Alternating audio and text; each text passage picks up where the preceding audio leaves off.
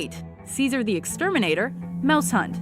You figure that when they wrote the script for this movie, they just said, okay, so the Exterminator is rather eccentric. Well, essentially, he's Christopher Walken, and everyone just understood right away. You have to think like a mouse. If you can do that, if you can think like a mouse, you can anticipate their moves. Then, boom. The writers didn't have to go to great lengths to show the audience just how nutso their character was. One look into Walken's eyes, and you know right away. Number 7. Mr. Smith, Nick of Time. Walken often plays characters with shades of weird, but here he proves he can pull off the straight-up bad guy just as easily. Of course, there's a scene-stealing Walken speech thrown in for good measure, but it's his effortless, friendly while threatening demeanor that makes him such a convincing and scary villain. That's right, I did. I killed him. He f***ed up one too many times, so I put a bullet in his eye. Then I put 2 more into him just to make sure. Now, that was somebody I loved. I loved him. But I got the call, I put him down like a sick animal. It may not be a role that only he could have played, but he definitely adds that special touch to an otherwise straightforward flick.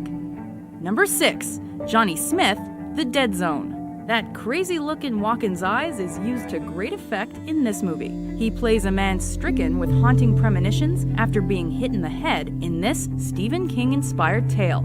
The story requires a certain morbid weirdness to bring it to life, and Walken's unhinged persona manages the task perfectly. I'm scared, Sam. What's happening to me? Number 5. Don Vincenzo Coccati, True Romance. This entire movie is essentially a well-written sequence of cameos, so it makes sense the head bad guy should be the king of cameos himself. Walken steals scenes as a mob boss who is attempting to intimidate the hero's father, played by Dennis Hopper. Not too frightening, not too friendly, Walken still manages to shine in a film overriding adventure is classic Walken. 2 little mice fell in a bucket of cream. But there's much more going on here than one quirky monologue. At the beginning of the movie, you're not sure what to make of Walken's character. In fact, his sliminess is off-putting. But it's that complexity which makes him such an endearing father figure. The scene in which he confronts his con artist son is unexpectedly heartbreaking, and is surely why this role got him an Oscar nomination. The United States government champ, running for the hills. Pow, to the moon. Number 3. Frank White, King of New York.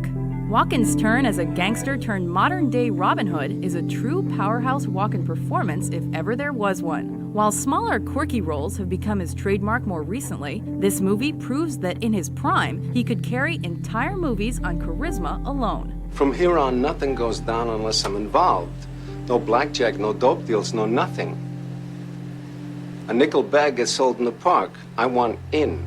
He succeeds once again in making a questionably motivated character seem believable, which is something a more clean-cut actor wouldn't be able to pull off. Number 2. Captain Coon's Pulp Fiction. While this list surely proves that Walken can take on starring roles with ease, he's become legendary in recent years for his bit parts. And if there was ever one scene that epitomized his rise to the ultimate king of cameos, it's this monologue from Pulp Fiction. Very serious, very stupid, and more than a little uncomfortable. I hid this uncomfortable hunk of metal up my ass 2 years. Classic Walken. Number 1. Corporal Nicanor, Nick Chevitatovich, The Deer Hunter. We often think of Walken as funny, quirky, weird, but early in his career, he was a dead serious actor. For The Deer Hunter, he consumed nothing but bananas, rice, and water in order to portray the shell of a man we see at the end of the film. Here, there is no weirdness, no bizarre monologue to quote with your friends, just a haunting and Academy Award-winning portrayal of a man who's beyond saving.